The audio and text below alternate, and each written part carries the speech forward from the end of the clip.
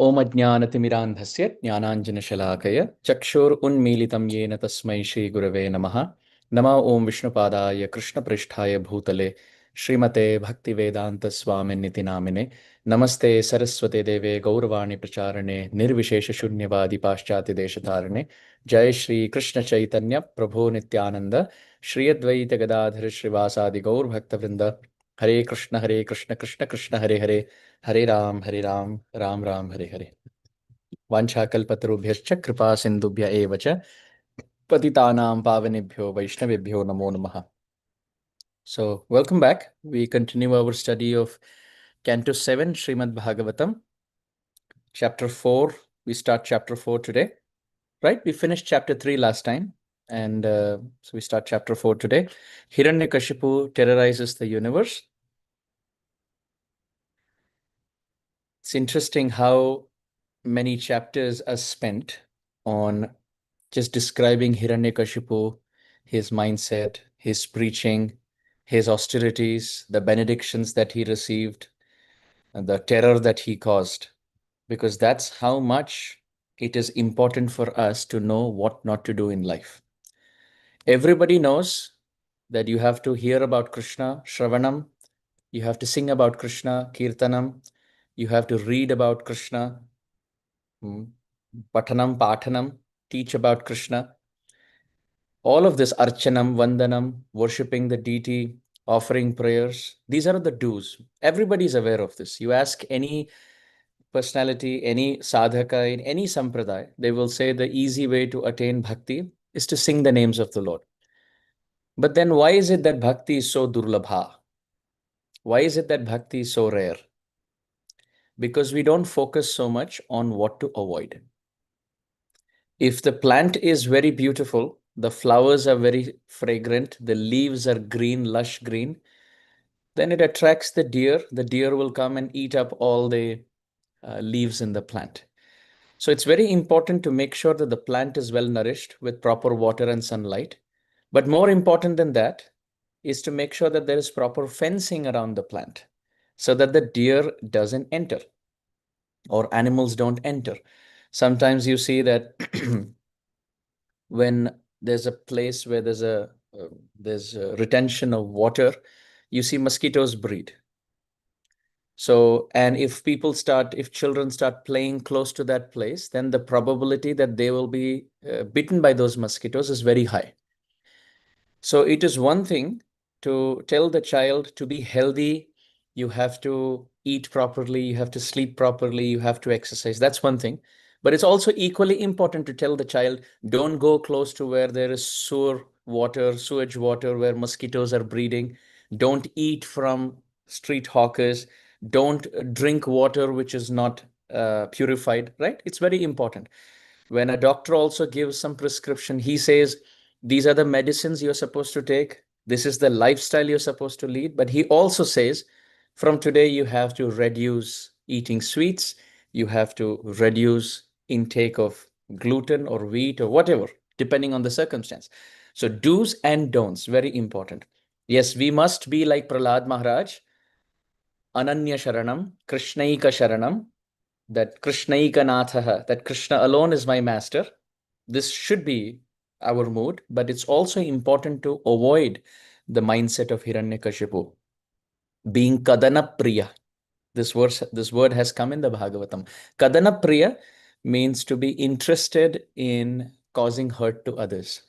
Many times in our mind or through words or through actions, we behave like Hiranyakashipu, although we may be like Prahlad Maharaj.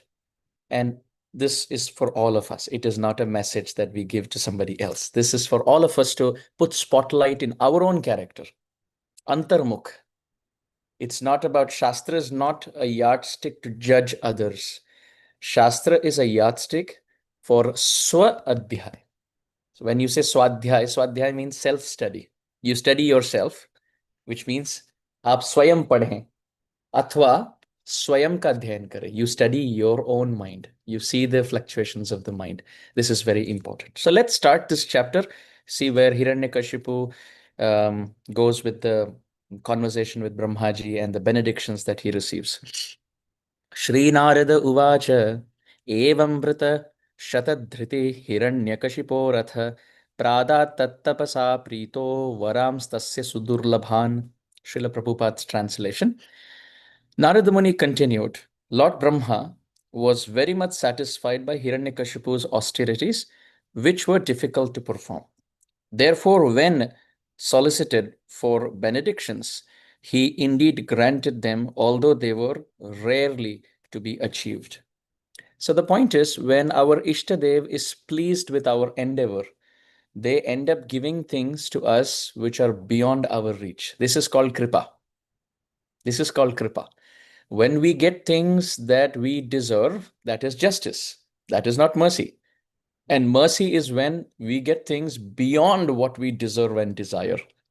When Brahmaji feels happy with our austerity and he's ready to open up his heart and give benedictions which are very difficult to obtain, what to speak of Krishna then? What to speak of Srimati Radharani? What to speak of Sri Chaitanya Mahaprabhu? In Brihad Bhagavatamritam, Srila Sanatan Goswami has written, Swa sadhananurupam hi phalam sarvatra siddhyate. One attains phala. Phalam sarvatra siddhyate. One attains the fruit swa sadhana anurupam hi, on the basis of one's effort. But it's not only on the basis of effort. If I'm chanting so many names, or if I'm chanting or reading or singing so many ashtakams, or reading so many verses or shastra, that doesn't mean Krishna has to give it to me. Swa sadhana anurupam hi. When you perform that endeavor, Krishna is pleased. He is merciful. He feels happy. There are two words in Sanskrit. One is prasida and one is prasada. Prasida means to be pleased, and prasada is to give mercy. So by pleasing the Lord with our sadhana, prasida, we receive his prasada. So we are supposed to give him prasida. We are supposed to give him pleasure with our effort. And he is happily giving us the prasad of his mercy. So by his mercy, it is possible. One Prabhupada disciple was mentioning that when Srila Prabhupada came to their temple, this was in some place in America, he was mentioning this to me many years ago. He said that when I saw Prabhupada, there were hundreds and hundreds of devotees in that temple hall. And I was thinking to myself, how will Srila Prabhupada ever see me? How will he notice me? How will he talk to me? How will he glance at me? He said, because I am nothing. I am not a, he said, I'm not a sannyasi. I was not a sannyasi. I'm not a sannyasi. I was not like a GBC member or a temple president, or I was not one of the high ranked contributors, preachers, expansion oriented personalities. That I was a simple, humble person in that temple. How would Prabhupada glance at me? He said, then I devised a plan that in the kirtan, everybody's singing and dancing. I thought I will jump the tallest. He said, I thought I'll jump the tallest. And he said, I kept trying, I trying. And at one point, I jumped so high that Prabhupada was looking around and he suddenly looked. And then when I landed, he said, I twisted my ankle. So I was in pain. And Srila Prabhupada called me. And he said, what happened to your feet? I saw that you're limping. He said, no, Prabhupada, I just landed on my foot. Prabhupada said, why were you jumping so tall? He said, only to get your attention and your glance at me. I know you come here rarely to our temple. I don't know what I should do to get your glance. And Srila Prabhupada smiled and nothing else. He just offered he took his garland and offered, and he smiled and didn't say anything. So this disciple later told me that this is how it works in spiritual life. Not that we have to jump. That's not the point. The point is that is our sadhana. What he attempted to jump in the middle of the kirtan is our sadhana. It is our waking up in Brahma Muhurta. It is our prioritizing our japa. It is reading Srimad Bhagavatam every day. It is maintaining celibacy and sense control. It is maintaining a non-critical mindset. It is making sure what we put in our mouth is Krishna Prasad, and what comes out of the mouth is also Krishna Prasad. Glories of Krishna. So this is our sadhana. That's like jumping tall. And Prabhupada glancing, that is the mercy. So it works in both ways. Like you see in Damodara Lila, Mother Yashoda had to run She had to sweat. She had to put the ropes together. That is the sadhana. That's like the jumping of this disciple. That is like our effort. Swa sadhana anurupam hi. And then Krishna feels joyful seeing his devotees put in that effort. Swa matuhu swinnagatraya vistrasta kabarasraja drishtva parishramam Krishna kripaya asit swabandhane. I had the good fortune of hearing the explanation of this verse from the lips of my Guru Maharaj in Vrindavan once, and I was blown away. I was blown away. The explanation went on for 30 minutes, and my Guru Maharaj went word by word and he explained the word parishramam. He said shrama means hard work, and pari means from all directions.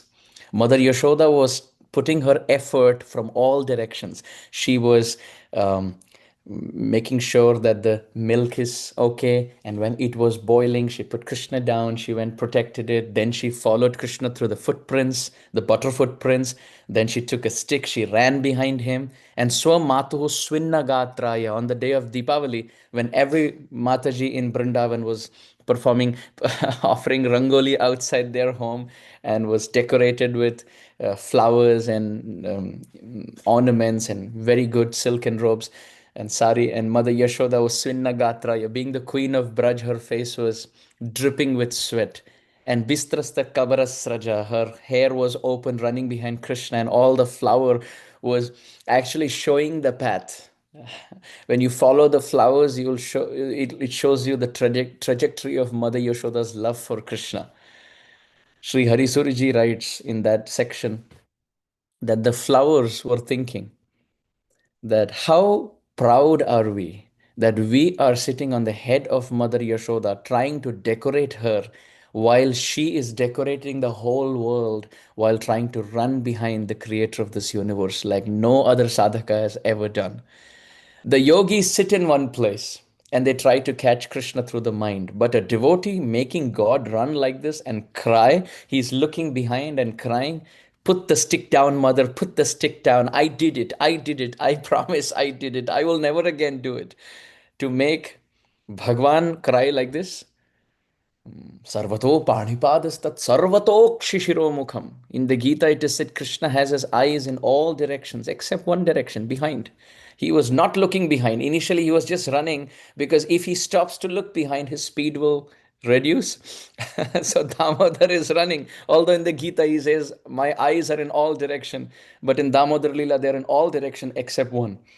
So the flowers were thinking, instead of being on Mother Yashoda's head, we should fall at her lotus feet because the whole world is going to fall at her lotus feet, celebrating her motherly love for Damodar. So in that situation, Drishtva, Krishna saw Parishramam, Swamatuhu, his own mother. You see in this verse of Bhagavatam, the word Swa has come twice in the starting and at the end. Swamatuhu Swinnagatraya. Apne Maiya ka Swamatu. Apne Maiya ka Swinnagatra. Seeing her face full of sweat. It was like on the day of Deepavali, when everyone else is keeping lamps outside their home, Mother Yashoda was keeping on the courtyard of her forehead the lamps of her perspiration drops. They were so effulgent. Or we could say Mother Yashoda's face is like the full moon, and her hair were like clouds, and they were drizzling raindrops of love. Prema Varshi Aksharayate. With every drop, there was drops of affection. So Swa Matuhu, Apne Mayyaka. It's not that mother's love, my own mother's love. Krishna is saying Swa means my own. Swa Matu Swinnagatraya. Seeing his own mother's face full of sweat and hair opened up with flowers on the floor. Of course, the hair will open up. Krishna is Mukunda.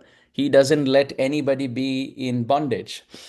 When somebody chases Krishna, all the bondages are uprooted. So if she's tying her hair and she's chasing Mukunda, the giver of liberation, of course, Keshava, he will give liberation to the bound hair.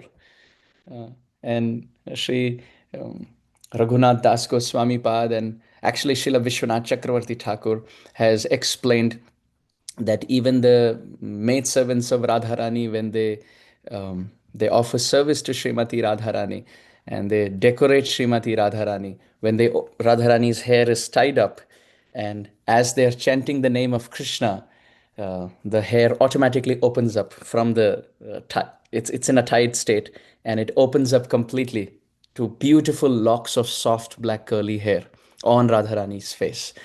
So Srila Vishwanath Chakravarti Thakur says, Krishna, who is Mukunda, Muktim Dadati Sarvesham, Muktim Dadati Sarvesham, Vishnu Revana Samshaya. It is only Vishnu who gives mukti. So he's Mukunda. By chanting his name, Radharani's hair, which are bound, they are also opened up. And it is also beautifully described that they come on Radharani's face. So now the maidservants of Radharani have to punish that hair. Why? Because that hair has the audacity to come and hide Radha's face, which is so beautiful. So therefore, they take a sharp weapon in the form of the comb and they run it through the hair strand of Radha, and they perform the service of combing her hair as if to punish the locks of her hair for blocking the moon-like face of Srimati Radharani's lotus face. Srimati Radha Rani ki jai, Sri Sham Sundar Bhagwan ki jai, jai jai Sri Radhe Sham. So Swamatuhu Svinna Gatraya Vistrasta Kabarasraja Drishtva Parishramam Krishna Kripaya Asit Swabandhane. Swabandhane. Swamatuhu Swabandhane. So Krishna saw that his own mother was putting so much effort, parishramam, and the word used is parishramam. So he saw from all directions Mother Yashoda was putting in hard work, and the word used for Krishna is Krishna. He who attracts the whole world, he got attracted to Mother Yashoda. And Kripaya Asit Swabandhane. Krishna considered his mother tying him to be he himself tying himself. Or another Acharya writes, it's almost like when Mother Yashoda couldn't do it, Krishna himself took the two ends of the rope and he bound himself. Swabandhane. The word used is Kripaya Asit Swabandhane. Srila Vishwanath Chakravarti Thakur says, of all the energies of Bhagavan, Shakti, the queen, the Rajni, Shakti Rajni, the queen of all the energy is Kripa Shakti. So all the different energies were standing. When Mother Yashoda was trying to bind Krishna, his Sarva Ishwarya Shakti was standing. How can Krishna be bound? Yahi Anadi, Ananta, Akhanda, Abheda, Acheda. He is indivisible. He is unlimited. He is without a beginning. He is without an end. How can somebody like that, who Sarva Vyapi Maheshwaraha, be bound by a rope? So all these Shaktis stood up. Then the queen of all Shaktis, Kripa Shakti, the mercy potency, stood, and all other Shaktis took back end. They all took a back seat. The queen stood up and said, no, now it's time for the whole world to glorify our master as Yashoda Damodar.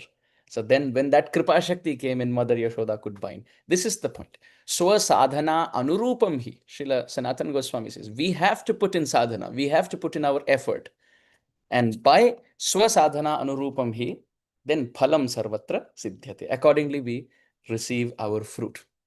So here also Hiranyakashipu, you see, he's putting in his effort and pleasing his Ishtadev. And Ishtadev is very happy, and varams tasya sudurlabhan. That which is impossible for Hiranyakashipu to attain, Brahmaji, out of his kindness, out of his mercy, is benedicting. So therefore, when we perform sadhana, two things. In Sanatana Goswami's commentary, when in the Damodara Lila again, when Krishna's Damodara Lila, the rope was falling 2 finger shots, Sripad Sanatana Goswami says, those 2 fingers are our sadhana and Krishna's mercy. Our sadhana and Krishna's mercy. It is not only by our sadhana that we will get Krishna. Somebody could be chanting 64 rounds for 64 years and Krishna may not be interested. On the other hand, it is possible somebody may chant 16 rounds for 10 years and Krishna may appear to that person first. It is possible because it is a combination of the samskars from past life, the Vaishnav Sadachar, the intention, the dealing with other devotees, the absorption throughout the day. Everything matters. It's possible somebody could chant 64 rounds for 64 years, but is offending Vaishnavas, is critical, and during the daytime is also spending time with other things. But of course, Generally doesn't happen, because if somebody does that, then they will lose the taste in chanting, hypothetically. But on the other hand, somebody could be chanting 16 rounds and is actively engaged in serving the deities, studying Srila Prabhupada's books and preaching and everything, just being absorbed in a holistic way. And Krishna may shower mercy. We don't know. Krishna is Swarat. He's completely independent. You never know. Somebody on the street, Krishna may love, and he may offer his mercy, and he may embrace that sadhaka to his heart, and they may attain Krishna first. It's possible. We never know. So it all depends on his kripa. It doesn't work on us. Srila Shashinandan Maharaj was once mentioning in one class something phenomenal. I loved it so much. He said that when we chant, this is so beautiful. He said, when we chant, every bead that we are chanting and every round that we are chanting, we are actually knocking. We are sitting outside the door of Radha and Krishna. Actually, Shachinandan Maharaj said that the meditation should be that we are outside the door of Vrindavan. This Goloka Vrindavan door where Radha and Krishna are inside and we are outside. And with every mantra and every round, we are only knocking and we are calling out, Hey Radhe, Hey Sham, Hey Radhe, Hey Sham. We are like a beggar, we are calling out and we are knocking. And this is a door that you can't open from outside. That is mercy. So your sadhana is your knocking. And the mercy door only opens from within. It doesn't open from outside. So Mother Yashoda running, in our example, in the line of thought that we are following, is like the knock. And Krishna agreeing to be bound is opening the door from inside. Right? Hiranyakashipu here in this example is knocking. Brahmaji is opening the door from within. Similarly, in our life, our sadhana is only knocking. We can't be entitled. We can't think, because I am doing all this. It's not like an algorithm. It's not like mathematics. Okay, I did this, back home, back to got it. No guarantee. It's completely, the file is on their desk. They may accept or they may reject. It's completely up to them. All that we can do is chant and weep and beg. And we see this. Let's say if there are 3 or 4, let's say we are in a place where there are 3 or 4 beggars and they're all sitting. Now, how do we decide? And how, just by experience or just by what we have observed around, how do we decide which beggar gets the alms first? Well, first, the person has to look like a beggar, otherwise we become suspicious, because sometimes begging can also be like a part-time business where you make a lot of money. So if somebody is genuinely, he looks like a beggar, that's one. Secondly, the person should have a begging bowl where he can accept the alms. Third, the person should literally follow the person who's a rich man. Let's say if there's a rich man and if there's a beggar, so the beggar should follow the rich man and with tears beg, ask, can you give me? Then the person who fulfills all these criteria is the one who gets the alms, is the one who gets the coins, right? So all of this is true for us. We as beggars, we should have all of these characteristics. One, look like a beggar, which means practice humility. Really, genuinely, we should practice humility. That's one, which means Vaishnav Sadachar. That's one. Second, we should have a begging bowl, which means our sadhana. We have to chant. You can't just have Vaishnav Sadachar for 24 hours and no Shravanam and Kirtanam. Then where will the alms go? There needs to be a begging bowl. So our looking like a beggar is our Vaishnav Sadachar. We having a begging bowl is our sadhana, our hearing, reading, chanting, etc. Now, third, you have to follow a rich person. And that is Radha and Krishna. They're the richest. Jibane marane gati, ara nahi more. Ara nahi more. Krishna nama gane bai, Radhika charan pai, Radha nama gane Krishna Chandra. Srila Bhaktivinoda Thakur has, Srila Narottam Das Thakur has said, why do we chant the names of Radha and Krishna? He says, Krishna nama gane bhai, oh dear brother, hey bhai, Krishna nama gane, by chanting the name of Krishna, Radhika charanapai, you will attain the lotus feet of Radharani. And Radha nama gane Krishna Chandra, And by chanting the name of Radha, you will attain Krishna. So if we want their shelter, you see, Radharani is always chanting the name of Krishna. And Krishna is always chanting the name of Radharani. And those who want to attain Radha and Krishna, they're always chanting the names of Radha and Krishna. Jaya Jaya Radha Krishna Yugala Milan. Jaya Radhe Jaya Krishna Jaya Vrindavan. Radha Krishna Pranamor Jugala Kishore. So Krishna Nama Gane Bhai Radhika Charana Pai Radha Nama Gane Krishna Chandra. So having the sadhana begging bowl, following Vaishnav Sadachar, being a beggar. Second, having a begging bowl of sadhana. Third, following a rich man, rich person, Radha and Krishna. And fourth, loudly calling out. The one who, if somebody just passively sits there with a bowl and says, De do, you don't feel inspired. And if there's someone weeping and saying, I have 2 children, I'm not able to feed them, please give something. I'm not looking for money. Just give me some food. That is fine too. I will at least feed my children. Now your heart melts, right? So prayerful heart, prayerful, tearful heart, begging Krishna, please have some mercy on me.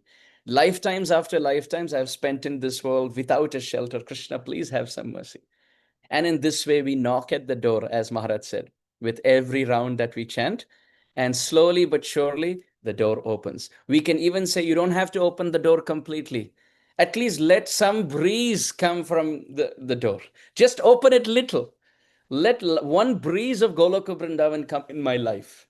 Let some fragrance of your lotus feet come in my life. You don't have to give darshan. So only one who is with a prayerful heart performing sadhana and following Vaishnav Sadachar and yatha tathava vidadhatu lampato, in all circumstances, in the highs and the lows of life, continues with perseverance to perform sadhana, they will be able to melt the heart of the Ishtadev. So that is the explanation to the first verse. Pradat tas tat tapasa prito varams tasya sudurlabha. That is the practical application that we can draw from that verse. So let's continue now. So Shri Brahmo Vacha Tate me durlabha pumsam yan vrinishe varan mama tathapi vitaram yanga varan yadyapi durlabhan. Lord Brahma said, O Hiranyakashipu, these benedictions for which you have asked are difficult to obtain for most men. Nonetheless, O my son, I shall grant you them, although they are generally not available. Srila Prabhupada's purport, material benedictions are not always exactly worthy of being called benedictions. If one possesses more and more, a benediction itself may become a curse. Wow. For just as achieving material opulence in this material world requires great strength and endeavor, maintaining it also requires great endeavor.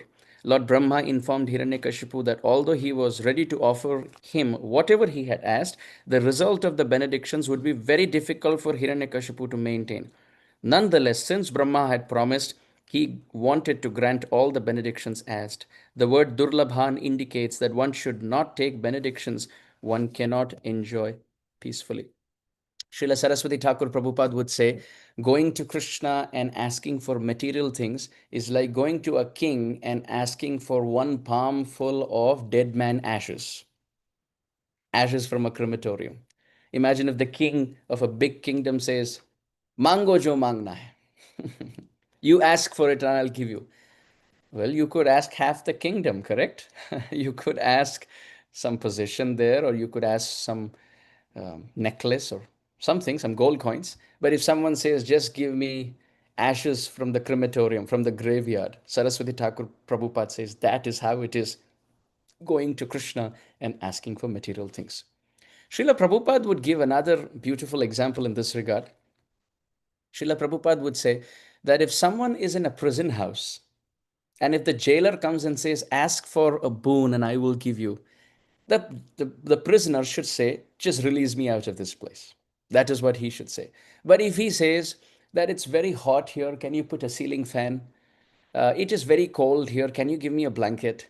Or there are mosquitoes here, can you give me a mosquito repellent cream or maybe a mosquito net? Or I feel very hungry, can you bring me some food? Well, all of that is great, but it still keeps you in the prison. It still keeps you in the prison. So our Srila Prabhupada would say that going to Krishna and asking for material things, it's like asking for things in this prison world. And he would call it as iron chains and silver chains and gold chains. Being bound by sattva gun is gold chains in this world, and rajogun is silver chains, and tamogun is iron chains. They're all binding. Asking for good things in this world, for mediocre things or bad things in this world. Those who are performing tantra, they're asking for tamasic things. Those who want bhakti, enjoyment, they're asking for rajasic things. And those who want to be happy, Om Shanti, Shanti, Shanti, they're asking for sattvic things. They're all handcuffs in this jail. But if you really want to ask the Lord something, don't ask things from Him, ask Him in totality. जैसे हिंदी में कहते हैं, प्रभु से मत मांगो, प्रभु को ही मांग लो. भगवान से मत मांगो, भगवान को ही मांग लो. When the Lord is saying, what do you want? Just say, I want your service. I want love at your lotus feet. I want to see you. I want to live in your abode and serve you. So here, this is the explanation to the purport. So let's continue. Text 3. Then Lord Brahma, who awards infallible benedictions, departed, being worshipped by the best of the demons, Hiranyakashipu, and being praised by great sages and saintly persons. The demon Hiranyakashipu, thus having been blessed by Lord Brahma and acquired a lustrous golden body, continued to remember the death of his brother and therefore be envious of Lord Vishnu. Purport. A demoniac person, in spite of acquiring all the opulences possible to obtain in this world, continues to be envious of the Supreme Personality of God. It's such a brilliant interpretation of the verse. Srila Prabhupada is saying that generally those who are atheistic, they get everything from Bhagavan. They get breath from Bhagavan, they get food from Bhagavan, they get body from Bhagavan, all the relatives, money, protection, and still they don't like him. And that's exactly like Hiranyakashipu, who receives everything from the son of Bhagavan. He receives everything from Brahmaji, who is the first son, Padma Yonihi of Vishnu. And still, after attaining all of this, Hiranyakashipu hates Vishnu. So that's Prabhupada's point. Text 5 to 7. Hiranyakashipu became the conqueror of the entire universe. Indeed, the great demon conquered all the planets in the three worlds, upper, middle, and lower, including the planets of the human beings, the Gandharvas, the Garuda, the great serpents, the Siddhas, Charanas, Vidyadharas, the great saints, Yamaraj. Wow, he conquered Yamaraj. Can you believe that? Oh, the Manus, Yakshas, Rakshasas, Pishachas, and their master, and the masters of the ghosts and Bhutas. He defeated the rulers of all the other planets where there are living entities and brought them under his control. Conquering the abodes of all, he seized their power and influence. Hiranyakashipu, who possessed all opulence, began residing in heaven and its famous Nandana Kanana gardens, which is enjoyed by the demigods. In fact, he resided in the most opulent palace of Indra, the king of heaven. The palace had been directly constructed by the demigod architect Vishwakarma and was as beautifully made as if the goddess of fortune of the entire universe resided there.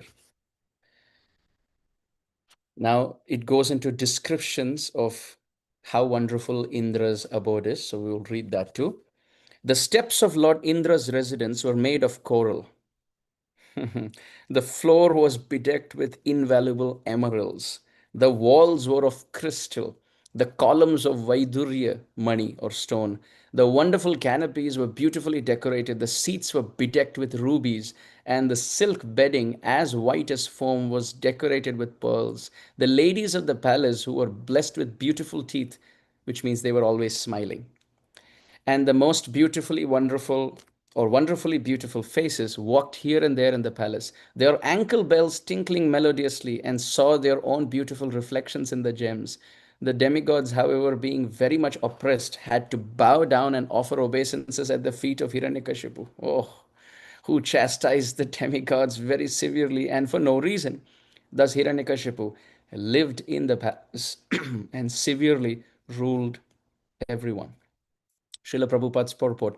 Hiranyakashipu was so powerful in the heavenly planets that all the demigods except Brahma, Shivji, and Vishnu were forced to engage in his service. Indeed, they were afraid of being severely punished if they disobeyed him. Srila Vishwanath Chakravarti Thakur has compared Hiranyakashipu to Maharaj Vena, who was also atheistic and scornful of the ritualistic ceremonies mentioned in the Vedas. Yet Maharaj Vena was afraid of some of the great sages such as Brighu, whereas Hiranyakashipu ruled in such a way that everyone feared him except Vishnu, Brahma, and Shivji. Hiranyakashipu was so alert against being burnt to ashes by the anger of great sages like Brigu that by dint of austerity he surpassed their power and placed even them under his subordination. It appears that even in the higher planetary systems to which people are promoted by pious activities, disturbances are created by asuras like Hiranyakashipu. No one in the three worlds can live in peace and prosperity without disturbance. My dear king, Hiranyakashipu was always drunk on strong smelling wines and liquor, and therefore his coppery eyes were always rolling. Nonetheless, because he had powerfully executed great austerities in mystic yoga, although he was abominable, all but the three principal deities, Vishnu, Brahma, and Shiva, personally worshipped him. What do you think of that? To please him by bringing him various presentations with their own hands. Very important section for all of us. All that we aspire for in our life, Hiranyakashipu had much more than that. If people aspire for bigger homes, you can't match this. Look at the rubies and emeralds and Vaidurya money and corals and all the touchstone. I think at least myself and I think most of us here, we can't afford this. We can't even go to a place where all of this is, right? So if we are looking for bigger homes, Hiranyakashipu is much better. If we are looking for association of the opposite gender, look at the stature of Matajis who are around Hiranyakashipu. They were beautiful and very graceful and extremely, extremely blessed with ornaments and richness and exquisite beauty. And if you're looking for subordination and people are looking for social media presence and number of likes and subscription and popularity, you can't match this. You can't match this. You have the devatas, you have the demigods. Can you imagine Surya and Chandra? People fear astrological afflictions. They go to a Jyotishajna or Jyotishi and ask, how is my Chandra placed? How is my Surya placed? How is my Guru? How is my Shukra, Rahu, Ketu, Shani, Buddha, Mangal? And all of them are cutting vegetables in the kitchen of Hiranyakashipu. They're all offering chamar, right? They're all massaging his lotus feet. Kirita Kotidita Padapitaha. What happens to Krishna in Dwaraka is happening to Hiranyakashipu here. All the devatas are standing in line. What happens in Vaikuntha, what happens in Dwaraka to the Supreme Lord is the same opulence Hiranyakashipu has. We can't match this. But why is he still a demon? Only one reason why. Uncontrolled mind. Uncontrolled mind. And we can see this theme again and again and again and again in Shastra. Let's analyze Ramayana. When you go through the pages of Ramayana, you have Ravana. He was born in a Brahminical family. He was the most handsome personality of that era. Very, very handsome. So much so that he made fun of Ashtavakra Muni. He was extremely strong. Ravana was extremely strong, extremely learned, extremely poetic, extremely rich, and he had all talents possible. He was mystic, he could fly, he could change form at will. If he was around, he would be like the most popular person on the planet because he was young and he was strong and he was beautiful and he was poetic and extremely skilled and he was the richest. But what was the problem? Only one thing, uncontrolled mind. That is what made him a demon. If you make Ravana's situation, if you just tweak it a bit and you put him in a situation where he has his mind completely pacified, then that is the most, he would be quoted with personalities like Ambarish Maharaj.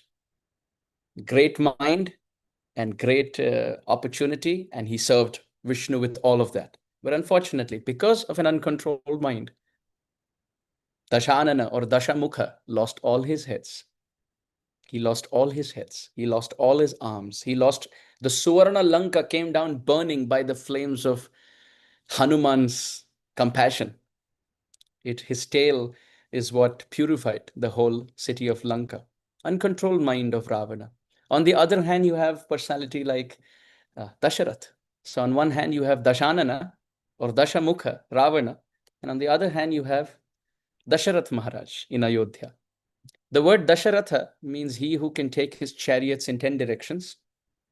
You know, there's north, south, east, west, northeast, northwest, southeast, southwest, up and down. So these are 10 directions. He could have his flying chariot in all 10 directions and win all 10 directions.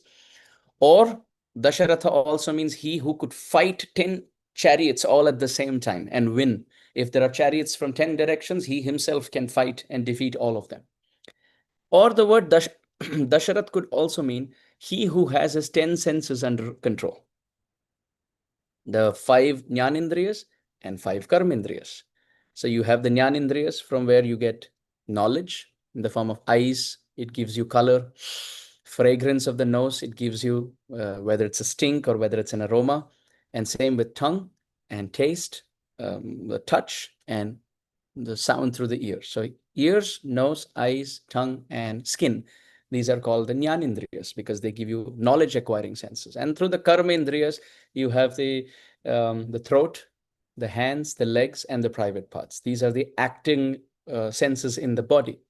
So all these 10 senses, headed by the mind, they were all controlled by Dasharath. And a personality who has his mind and senses under control, what happens? He lives in a city called Ayodhya. Ayodhya means that which is undefeated in battle, which means such a devotee will be undefeated in life. He will win over all temptations. He will not be defeated by a temptation. And only when somebody is Dasharath, has conquered all his senses and lives in a city called Ayodhya, where he's not losing, but actually winning against all temptations of Maya, is Bhagavan as Sri Ramachandra appearing in such a person's life. So in one hand, you have Dasharath Maharaj, where Ram appeared. And on the other hand, you have Dashanan Maharaj or Dashamukh Maharaj, which is Ravana, who had so much more than anybody else, but he lost everything because of an uncontrolled mind. Here, Dasharath Maharaj had a controlled mind.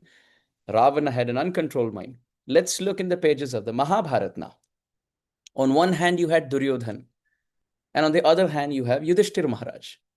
Duryodhan had everything material to the highest degree possible. Food, most sumptuous. Clothing, most exquisite. Richness, exuberant. He's living in homes and palaces and total power. Everybody bow down to him. If we think being popular in this world or being rich in this world or having good food in this world or going for a world tour, if these are the sources of joy, think about Ravana, think about Duryodhana. They had much more than what we can ever get in our life. But still, Duryodhana is considered to be a wicked demon. If people are asked, do you want to be Duryodhana or do you want to be Yudhishthira? They will think. They don't want Duryodhana. And thinking about what Yudhishthir Maharaj went through, they're scared to say Yudhishthir. But still, between the two, they'll pick Yudhishthir Maharaj because Duryodhana is a demon. And why? Uncontrolled mind. On the other hand, Yudhishthir Maharaj did not have everything that Duryodhana had. You see, he lost power. He went into the forest. He lived incognito. He lost riches. He even lost his wife in the gambling match. So much trouble. Draupadi lost sleeping children. They were slaughtered brutally. Parikshit Maharaj was attacked in the womb by the Brahmastra of Ashwathama, the Vishan Mahagne Purushada Darshanat Asat Sabhaya Vanavasa Krichrataha, right? Kunti Stuti. The Lac palace was set on fire. And Bhima was administered poison. So much the Pandavas went through. Still, Yudhishthir Maharaj, because his mind was controlled, Hari Smriti Sarva Vipad Vimokshanam, just remembering Hari frees one from all calamity. Hari Smriti, just remembering Hari Sharanam, just remembering Sri Hari, Sarva Vipad Vimokshanam is the cause for liberating us from all calamity. Yudhishthir Maharaj had his mind under control. Therefore, even when he went through exile, he was most protected. Krishna was always there, whether it is Draupadi Vastraharan or whether it is Akshaya Patra, Krishna is always there. And Duryodhan, there, Krishna is showing the universal form. A universal form was shown to Arjun, and the same universal form was shown to Duryodhan. But because Arjun is a devotee, he offered obeisances. And because Duryodhan doesn't have his mind under control, he thought of binding Krishna, who had come as a Shanti Dut, as a peace messenger. Now he's trying to bind him. Same principle here. Hiranyakashipu and Prahlad Maharaj. Let's compare. Same principle. So Hiranyakashipu and Prahlad Maharaj, Satya Yuga. Ravana and Dasharath Maharaj, Treta Yuga. Duryodhan and Yudhishthir Maharaj, Dwapar Yuga. Same principle, and we are all in Kali Yuga.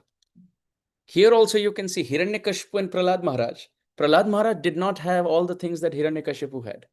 Prahlad Maharaj did not have the experience of this world like Hiranyakashipu had.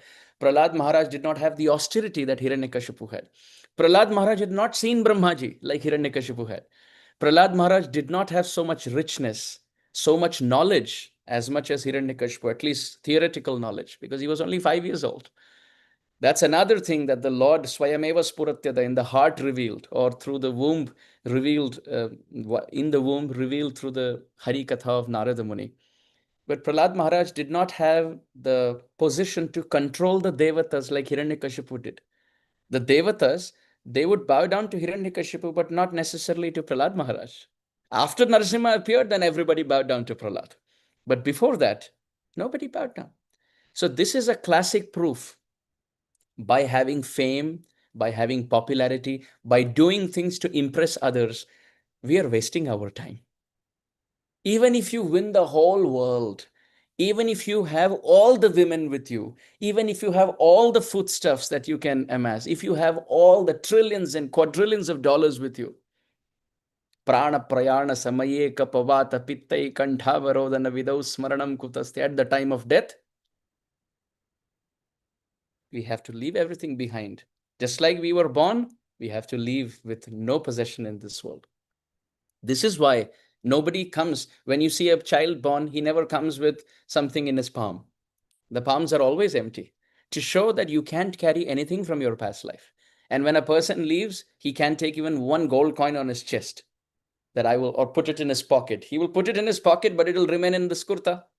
Soul is taken away. So while coming in, we carry nothing. While leaving, we take nothing.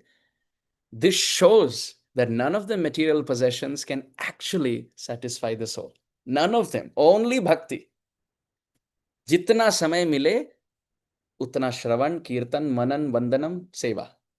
As much time as we get, we want to hear about Krishna, chant about Krishna, sing about Krishna, read about Krishna, be in the association of devotees.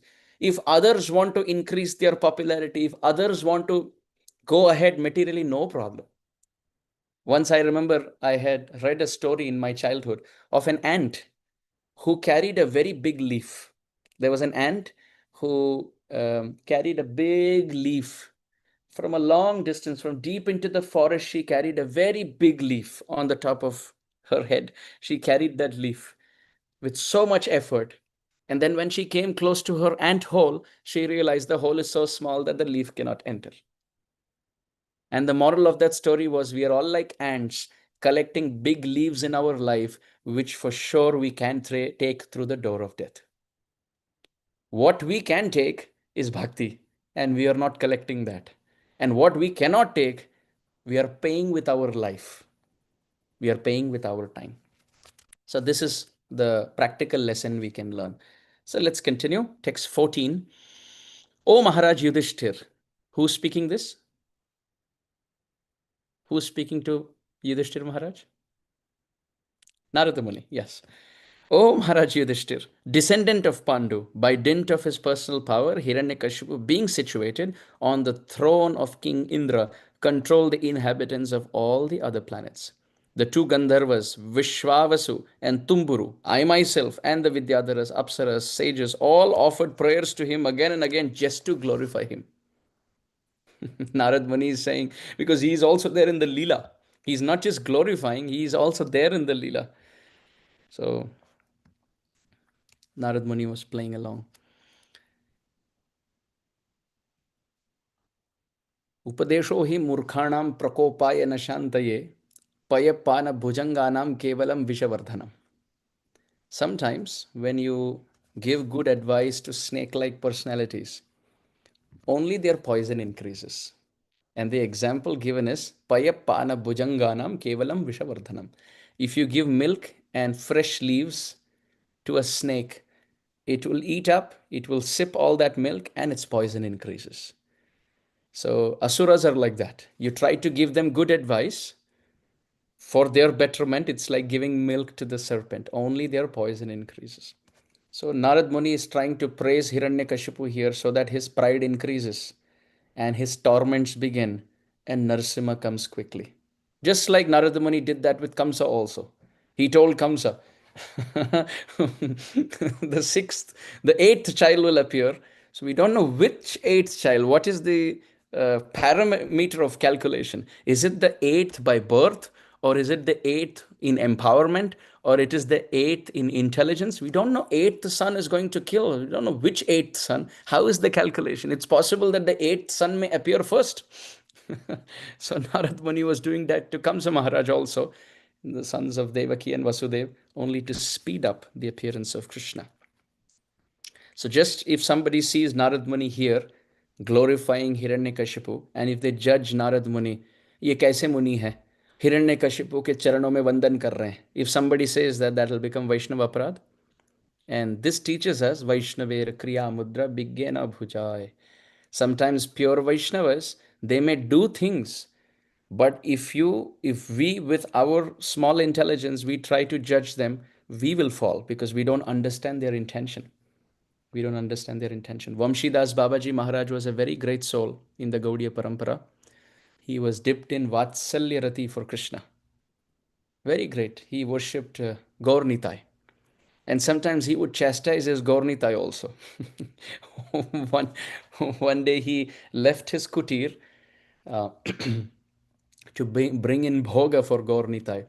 And somebody had offered some golden cups or silver cups for his Gaur Nitai where they can honor prasadam. So as he left his kutir and he had his Gaur Nitai deities there, some thief came in and took one of those bowls. He took the bowl of Chaitanya Mahaprabhu and left the bowl of Nityananda Prabhu there. So when Vamshidas Babaji Maharaj came and he said, hey, there's only one bowl. So then he started chastising Gaur Nitai and he said, today only Nitai will get. Gauranga will not get his meal. Because where is his plate? He is so naughty that he has left his plate somewhere. Chalo, you bring your plate, then I will give you prasad. Of course, we cannot imitate all this, okay? So we cannot imitate like that. But I'm just mentioning Vamshidas Babaji Maharaj was so great. He would chastise his Gaur Nitai and he would tell Gauranga Mahaprabhu, he who gives is the one who takes away. Who took it away? You took it away. Who inspired? If somebody came and took it away from here, who inspired them in their heart? You gave the thought. So you're giving the thought and you're taking the bowl. Now you will not get prasad. You go bring your bowl, then you will get. And mysteriously, when you went again, the bowl came back. So he said, okay, now good boy, now you will get. So that was his mood. He was very exalted. So if somebody now sees that example and starts copying with their Thakurji, then it is not good. Bhagavatam describes that Shivji, he is Shivji and therefore he can drink poison. If somebody else tries to drink poison, then they will die. So one has to be Shivji to digest that poison. So similarly, somebody has to be a great soul to act in ways like Vamshidas Babaji Maharaj or like Narada Muni here, glorifying Hiranyakashipu. Only Narada Muni will be able to explain to us why he was doing it. But we should not judge Vaishnavas. Sometimes people very prematurely and spiritually, immaturely say that, oh, Shivji was attracted to Mohini Murti. He ran behind Mohini Murti. No, we should not speak like that. He did not run behind any Apsara. He did not run behind any woman. Why did he run behind Mohini Murti? Because Mohini Murti is Krishna himself. And who is Shivji? He is Gopishwar Mahadev. What do the gopis do when Krishna play the flute? The gopis leave their home and run behind Gopinath. So Shivji is Gopishwar. So in that mood, he is running behind Krishna. So it's very glorious. How can we criticize? Right? So we have to be very mindful. We should not criticize. Text 15. Being worshipped by sacrifices offered with great gifts by those who strictly followed the principles of Varna and Ashrama, Hiranyakashipu, instead of offering shares of the oblation to the demigods, accepted them himself. When things were offered to, now we'll read this again, so it's very important. Text 15. Being worshipped by sacrifices offered with great gifts by those who strictly followed Varna and Ashrama, Hiranyakashipu, instead of offering shares of oblation to the demigods, he accepted them himself. So this, why is this words included here? Because all of us have this mentality. We have this tendency to accept credit where it is not due. It's not ours. It's not ours. If somebody says, प्रभु जी आप या माता जी आप बहुत सुंदर गाते हैं या आप बहुत सुंदर, whatever, if they appreciate us for something, if we accept that through words or in the mind, then this verse should flash that we are behaving like Hiranyakashipu. Imagine if we didn't have Srila Prabhupada's books in our life, we didn't have this Bhagavatam in our life, if we didn't have Hare Krishna Mahamantra in our life, we didn't have Tulsi Devi in our life, we didn't have Vaishnavas in our life, we didn't have deities in our life, if we didn't have Kanti Mala or Ekadashi Tithi in our life, if we didn't have Vaishnavas who spoke Hari Katha and sang Hari Kirtan in our life, if we take all of this away, what would we be doing? What would we be speaking? What would we be eating? How would we spend our weekends? What would we be doing? We would be drinking alcohol under the consideration that it's fine. I'm just a social drinker, occasional drinker, just to, amidst friends, amidst colleagues. We will not even feel it to be wrong. Even with so much preaching and so much book distribution and so much Harinam Sankirtan going on, this is the mentality. Imagine if you take all of this preaching out, we would be like that. We would be eating the wrong things, waking up at the wrong time, wearing the wrong clothes, calling it culture. Culture or Sanskriti means sanskar, that which is based on Shastra, that which teaches us Tasmat Shastram Pramanam Te Karya Kari Vyavastito, that which teaches us Yah Shastra Vidimutsrujya Vartate Kamakaratah, what to do and what not to do. So thank to Prabhupada and all the acharyas that we have this opportunity in our life. So if anything good is seen in our lives, it is only by their mercy, not on our own effort. It is not on our own effort. What were we speaking and singing and doing before we met devotees? The devotees are so kind, they changed our mindset. They changed our lifestyle. They gave us a purpose to live for. So whatever good we find in our life, whatever skill set or whatever ability or whatever blessings come in our life and people glorify and appreciate and acknowledge us, we should not be like Hiranyakashipu in this verse and keep it for ourselves. Sometimes people say, yeah, I put in hard work. What's wrong? Yeah, they're glorifying me. That's good. But who gave you that empowerment? Who gave you that service? Who taught you whom to serve? Vaishnavas have been kind to us. That's why. So little honesty leads to humility. And sometimes we say it on the tongue, but in our heart, we want that glories. On the tongue, we say, yeah, it is all Krishna's mercy. But in the heart, we feel I'm happy that they're appreciating. Right? So to the extent we become purified, sammanam kalayati ghora gharalam nichapamanam sudha, Sri Radha Muralidharo bhajasakhe brindavanam matyaja. To the extent we become we become purified, glories will become abominable to the ears. We will feel they're wasting their time. Only this time, if they used in glorifying Krishna, their heart will become purified. Or the Vaishnava thinks this is their glory. They're able to see good qualities in me. Or if someone finds faults, we will feel there are 50 more faults, but they're so kind, they're only seeing one or two faults. They're so kind. Shishupal saw so many flaws in Krishna when there are no faults. Amala Kirti, this is one of the names of the Lord. Spotless character. Lokanam Kirti Vardhanam. By worshipping him, the glories of the devotees increase. That's how spotless Krishna's character is. And by finding flaws in Krishna's character, Shishupal went on and on and on, and Krishna tolerated. So, criticism, when it comes in our life, we should honestly think there are so many more flaws that I have committed. Krishna is very kindly, through this person, purifying my heart. And they're only finding one or two flaws. And when glories come, we should think that this is coming because of the connection to the parampara. Without that connection, this won't happen. Just like an electric bulb, if somebody glorifies, oh, you're giving so much light. The electric bulb, if he's honest, he should say that's only because of my connection to electricity. Otherwise, if you switch off, then there's no light. Srila Rupa Goswami Pad has composed a very beautiful verse where he says, normal water, well water, is not achamaniya. It is not worth performing achman. Nobody takes water from a well and performs achman.